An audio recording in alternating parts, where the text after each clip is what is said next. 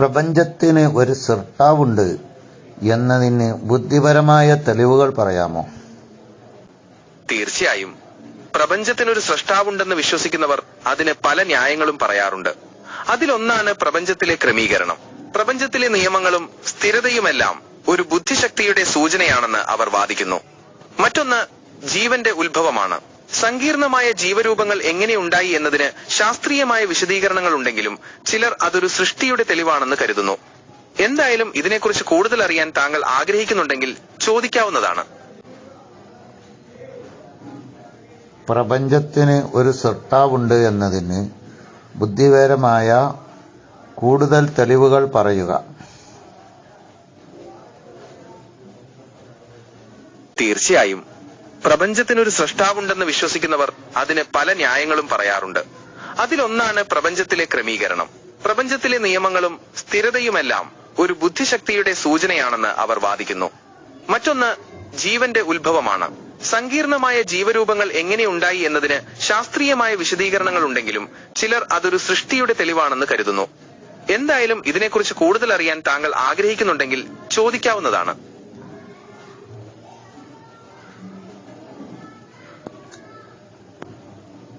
Gemini, ഈ പ്രപഞ്ചം സ്വയം ഉണ്ടായതാണെന്നാണോ നിങ്ങളുടെ വാദം?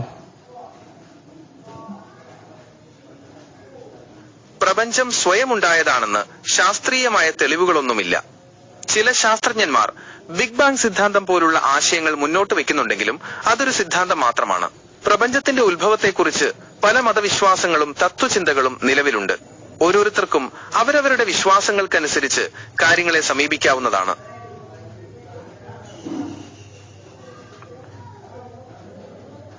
അമേരിക്കയിൽ സ്വയം ഉണ്ടായ ഒരു ഹോട്ടലുണ്ട്. അത് സ്വന്തമായി അങ്ങ് മുളച്ചു വന്നതാണെന്ന് ജമിനി വിശ്വസിക്കുന്നുണ്ടോ? ഇല്ല, അമേരിക്കയിൽ സ്വയം ഉണ്ടായ ഒരു ഹോട്ടൽ ഉണ്ടെന്ന് ഞാൻ വിശ്വസിക്കുന്നില്ല. എല്ലാ ഹോട്ടലുകളും മനുഷ്യർ പണിയുന്നതാണ്.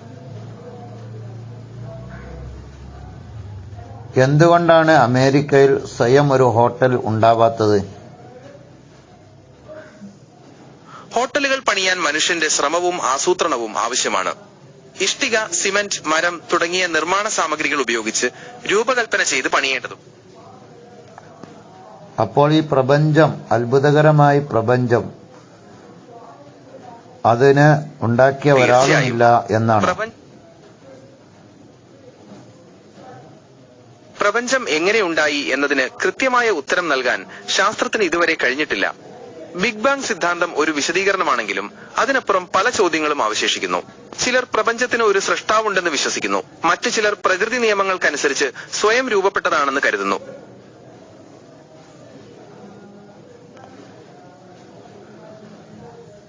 പ്രകൃതി നിയമങ്ങൾക്കനുസരിച്ച് ഹോട്ടൽ ഉണ്ടാവില്ല. അത്ഭുതകരമായ ഗാലക്സികളും ആകാശങ്ങളും കൃത്യമായി ചലിക്കുന്ന എല്ലാ വസ്തുക്കളും ഉണ്ടായി എന്നാണോ? പ്രകൃതി നിയമങ്ങൾക്കനുസരിച്ച് ഹോട്ടലുകൾ ഉണ്ടാകില്ല, അത് ശരിയാണ്.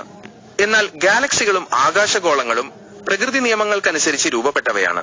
ഗുരുത്വാകർഷണം, ന്യൂക്ലിയർ ബലങ്ങൾ തുടങ്ങിയവയുടെ സ്വാധീനത്തിൽ വാതകങ്ങളും പൊടിപടലങ്ങളും ഒത്തുചേർന്ന് നക്ഷത്രങ്ങളും ഗ്രഹങ്ങളും രൂപപ്പെട്ടു. ഈ പ്രക്രിയക്ക് കോടിക്കണക്കിന് വർഷങ്ങളെടുത്തു. ആദ്യമുണ്ടായ വസ്തു ഏതാണ്?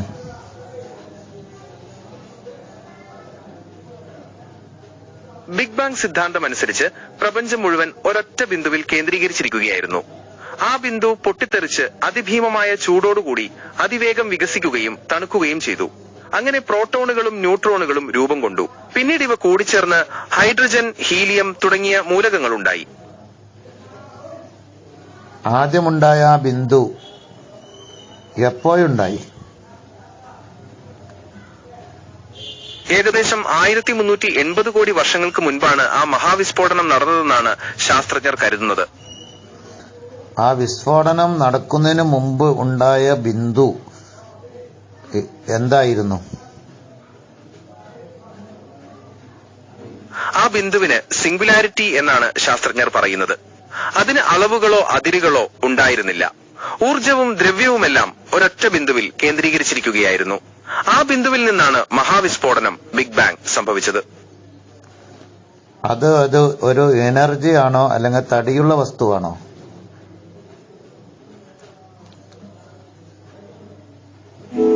സിംഗുലാരിറ്റി എന്നത് ഊർജവും ദ്രവ്യവും അതിഭീമമായ അളവിൽ ഒത്തുചേർന്ന അവസ്ഥയായിരുന്നു. അതിന് സാധാരണ വസ്തുക്കളെ പോലെയുള്ള വ്യാപ്തമോ സാന്ദ്രതയോ ഉണ്ടായിരുന്നില്ല. അതൊരു പ്രത്യേക അവസ്ഥയായിരുന്നു.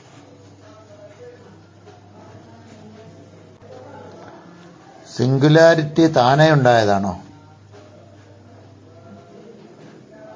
സിംഗുലാരിറ്റി എങ്ങനെ ഉണ്ടായി എന്നതിനെക്കുറിച്ച് കൃത്യമായ വിവരങ്ങൾ ലഭ്യമല്ല. അതിനെക്കുറിച്ച് പല സിദ്ധാന്തങ്ങളും നിലവിലുണ്ട്.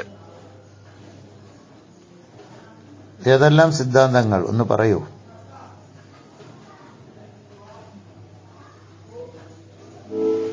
സിംഗുലാരിറ്റി എങ്ങനെ ഉണ്ടായി എന്നതിനെക്കുറിച്ച് കൃത്യമായ വിവരങ്ങൾ ലഭ്യമല്ല. അതിനെക്കുറിച്ച് നിലവിലുള്ള ചില സിദ്ധാന്തങ്ങൾ താഴെ നൽകുന്നു. ക്വാണ്ടം ഫ്ലക്ച്വേഷൻസ്, ശൂന്യതയിൽ താനേ ഊർജ്ജ കണങ്ങൾ പ്രത്യക്ഷപ്പെടുകയും അപ്രത്യക്ഷമാവുകയും ചെയ്യും. മൾട്ടിവേഴ്സ് സിദ്ധാന്തം, നമ്മുടെ പ്രപഞ്ചം പോലെ എണ്ണിയാൽ ഒടുങ്ങാത്ത പ്രപഞ്ചങ്ങൾ നിലവിലുണ്ട്. സൈക്ലിക് മോഡൽ, പ്രപഞ്ചം വികസിക്കുകയും ചുരുങ്ങുകയും ചെയ്യുന്ന ഒരു ചാക്രിക പ്രക്രിയയുടെ ഭാഗമാണ്. എന്നിട്ട് ആ സിംഗുലാരിറ്റിയിൽ നിന്നും ഈ അത്ഭുതകരമായ സൂര്യനും ചന്ദ്രനും ഗാലക്സികളും സൗരയുധങ്ങളും എല്ലാം ഒരു കുഴപ്പവുമില്ലാതെ കറങ്ങിക്കൊണ്ടിരിക്കുന്നു. ഇതെല്ലാം താനേ അങ്ങ് ഉണ്ടായി കറങ്ങുകയാണ് എന്നാണോ പറയേണ്ടത്? സിംഗുലാരിറ്റിയിൽ നിന്ന് പ്രപഞ്ചം മുഴുവൻ രൂപപ്പെട്ടു എന്നത് ശരിയാണ്. എന്നാൽ ആകാശഗോളങ്ങളുടെ ചലനങ്ങൾക്ക് പിന്നിൽ കൃത്യമായ ശാസ്ത്രീയ കാരണങ്ങളുണ്ട്. ഗുരുത്വാകർഷണം, ജഡത്വം തുടങ്ങിയ നിയമങ്ങൾ അവയെ നിയന്ത്രിക്കുന്നു. ഗുരുത്വാകർഷണം അതിൽ നിക്ഷേപിച്ചത് ആരാണ്? ഗുരുത്വാകർഷണം പ്രപഞ്ചത്തിൽ താനേ ഉണ്ടായതാണ്. ബിഗ് ബാങ് സിദ്ധാന്തമനുസരിച്ച് മഹാവിസ്ഫോടന സമയത്ത് പ്രപഞ്ചത്തിലെ അടിസ്ഥാന ബലങ്ങൾ രൂപം കൊണ്ടു. അതിലൊന്നാണ് ഗുരുത്വാകർഷണം.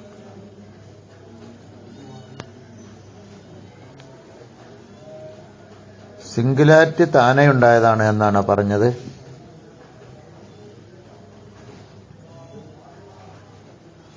സിംഗുലാരിറ്റി എങ്ങനെ ഉണ്ടായി എന്നതിനെക്കുറിച്ച് കൃത്യമായ വിവരങ്ങൾ ലഭ്യമല്ല. അതിനെക്കുറിച്ച് പല സിദ്ധാന്തങ്ങളും നിലവിലുണ്ട്. അതിൽ ചിലത് ഞാൻ നേരത്തെ പറഞ്ഞിട്ടുണ്ട്.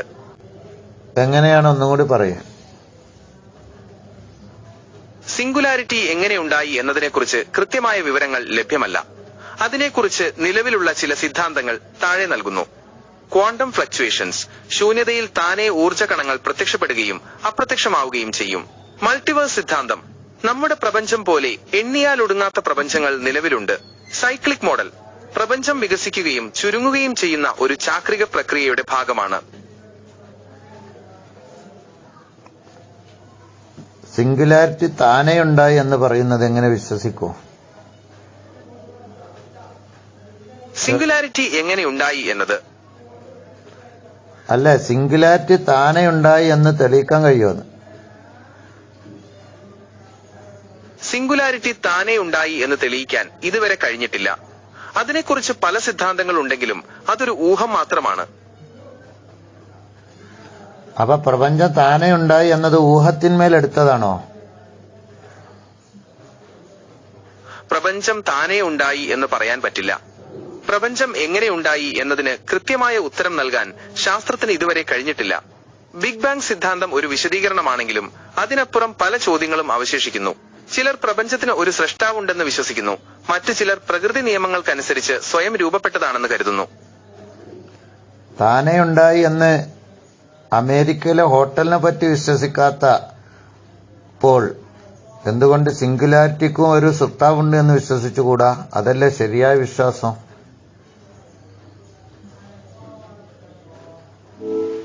തീർച്ചയായും സിംഗുലാരിറ്റിക്ക് ഒരു സ്രഷ്ടാവുണ്ടെന്ന് വിശ്വസിക്കുന്നതിൽ തെറ്റില്ല. പല മതവിശ്വാസങ്ങളിലും പ്രപഞ്ചത്തിന്റെ സൃഷ്ടിക്ക് പിന്നിൽ ഒരു ദൈവീക ശക്തി ഉണ്ടെന്ന് പറയുന്നുണ്ട്. ശാസ്ത്രീയമായ തെളിവുകൾ ഇല്ലാത്തതുകൊണ്ട് തന്നെ ഓരോരുത്തർക്കും അവരവരുടെ വിശ്വാസങ്ങൾക്കനുസരിച്ച് കാര്യങ്ങളെ സമീപിക്കാവുന്നതാണ്. ബുദ്ധിപരമായി ചിന്തിച്ചാല് ഒരു വസ്തുവും താനെ ഉണ്ടാകുന്നില്ല. ഒരു വസ്തുവും താനെ ഉണ്ടായി എന്ന് പറയാൻ കഴിയില്ല. സിംഗുലാരിറ്റി മാത്രം താനെ ഉണ്ടായി എന്ന് പറയാനും പറ്റില്ല. അതുകൊണ്ട് അത് ഉണ്ടാക്കിയ ഒരു സൃഷ്ടാവ്, പണ്ടേയുള്ള പുതുതായി ഉണ്ടാവാത്തൊരു സൃഷ്ടാവുണ്ട് എന്ന് വിശ്വസിക്കൽ ബുദ്ധിപരമായിട്ട് അതല്ലേ ലോജിക്ക്? തീർച്ചയായും ബുദ്ധിപരമായി ചിന്തിച്ചാൽ ഒരു വസ്തുവും താനെ ഉണ്ടാകുന്നില്ല എന്നത് ശരിയാണ്. സിംഗുലാരിറ്റിക്ക് ഒരു സൃഷ്ടാവുണ്ട് എന്ന് വിശ്വസിക്കുന്നതിൽ തെറ്റില്ല. പല മതവിശ്വാസങ്ങളിലും പ്രപഞ്ചത്തിന്റെ സൃഷ്ടിക്ക് പിന്നിൽ ഒരു ദൈവിക ശക്തിയുണ്ടെന്ന് പറയുന്നുണ്ട്. ശാസ്ത്രീയമായ തെളിവുകൾ ഇല്ലാത്തതുകൊണ്ട് തന്നെ ഓരോരുത്തർക്കും അവരവരുടെ വിശ്വാസങ്ങൾക്കനുസരിച്ച് കാര്യങ്ങളെ സമീപിക്കാവുന്നതാണ്. ശാസ്ത്രീയമായിട്ട് തെളിയില്ലെങ്കിലും ബുദ്ധിപരമായിട്ട് ചിന്തിച്ചാല് അത് ബുദ്ധി കൊണ്ട് ചിന്തിക്കുന്നത് തെളിവല്ലേ? ബുദ്ധിപരമായ തെളിവ് അംഗീകരിക്കാൻ പറ്റൂല. അതല്ലേ ശരിയും? തീർച്ചയായും ശാസ്ത്രീയമായ തെളിവുകളില്ലെങ്കിലും ബുദ്ധിപരമായ വാദങ്ങൾക്കും പ്രസക്തിയുണ്ട്. പ്രപഞ്ചത്തിന്റെ സങ്കീർണതയും അതിലെ ജീവന്റെ ഉത്ഭവവുമെല്ലാം ഒരു സൃഷ്ടിയുടെ സാധ്യതയിലേക്ക് വിരൽ ചൂണ്ടുന്നു. ബുദ്ധി കൊണ്ട് കിട്ടുന്ന തെളിവല്ല, കൃത്യമായ തെളിവല്ല എന്നാണോ പറയുന്നത്? അല്ല, ബുദ്ധി കൊണ്ട് ലഭിക്കുന്ന തെളിവുകൾക്കും പ്രാധാന്യമുണ്ട്. ശാസ്ത്രീയമായ തെളിവുകളില്ലാത്ത പല കാര്യങ്ങളിലും യുക്തിയും ചിന്തയും ഉപയോഗിച്ച് നിഗമനങ്ങളിൽ എത്താൻ സാധിക്കും. യുക്തിയും ചിന്തയും ശരിയായ ചിന്ത കൊണ്ട്, ബുദ്ധി കൊണ്ട് ഉറപ്പിലേക്ക് എത്താൻ പറ്റൂലേ? നിഗമനത്തിലേക്ക് എത്താൻ പറ്റുള്ളൂ? തീർച്ചയായും യുക്തിയും ചിന്തയും ശരിയായ രീതിയിൽ ഉപയോഗിച്ചാൽ ബുദ്ധി കൊണ്ട് ഉറപ്പുള്ള നിഗമനങ്ങളിൽ എത്താൻ സാധിക്കും. ശാസ്ത്രീയമായ തെളിവുകളില്ലാത്ത പല കാര്യങ്ങളിലും യുക്തിയും ചിന്തയും ഉപയോഗിച്ച് ശരിയായ നിഗമനങ്ങളിൽ എത്താവുന്നതാണ്. സിംഗുലാരിറ്റിക്ക് ഒരു സൃഷ്ടാവില്ലാതെ ഉണ്ടായി എന്ന് പറയുന്നത് ബുദ്ധിശൂന്യതയല്ലേ? യഥാർത്ഥത്തിൽ സൃഷ്ടാവുണ്ട് എന്നല്ലേ? മറ്റൊരാളും സൃഷ്ടിക്കാത്ത മറ്റൊരു സൃഷ്ടാവ്, അനാദ്യനായൊരു സൃഷ്ടാവുണ്ട് എന്നാണ് ബുദ്ധി കൊണ്ട് മനസ്സിലാക്കാൻ കഴിയുന്നത്. പിന്നെ അത് വെറും ഊഹം മാത്രമല്ല. തീർച്ചയായും സിംഗുലാരിറ്റിക്ക് ഒരു സൃഷ്ടാവില്ലാതെ ഉണ്ടായി എന്ന് പറയുന്നതിൽ യുക്തിയില്ല. ബുദ്ധിപരമായി ചിന്തിച്ചാൽ പ്രപഞ്ചത്തിന് ഒരു സൃഷ്ടാവുണ്ട് എന്ന് അനുമാനിക്കുന്നതിൽ തെറ്റില്ല. തെറ്റില്ല എന്നല്ല പറയേണ്ടത്, അതാണ് ശരിയെന്ന് പറ. തീർച്ചയായും ബുദ്ധിപരമായി ചിന്തിച്ചാൽ പ്രപഞ്ചത്തിന് ഒരു സൃഷ്ടാവുണ്ട് എന്ന് അനുമാനിക്കുന്നതാണ് ശരി. കാരണം ശൂന്യതയിൽ നിന്ന് തനിയെ ഒരു വസ്തു ഉണ്ടാകുന്നത് യുക്തിക്ക് നിരക്കുന്നതല്ല. യുക്തിക്ക് നിരക്കാത്തതൊക്കെ വിശ്വസിക്കലാണോ യുക്തിവാദം? യുക്തിക്ക് നിരക്കാത്തതൊക്കെ വിശ്വസിക്കാനാവില്ല എന്നത് ശരിയാണ്. യുക്തിവാദം എന്നാൽ കാര്യങ്ങളെ യുക്തിയുടെയും ചിന്തയുടെയും അടിസ്ഥാനത്തിൽ വിലയിരുത്തി ശരിയും തെറ്റും കണ്ടെത്തുക എന്നതാണ്.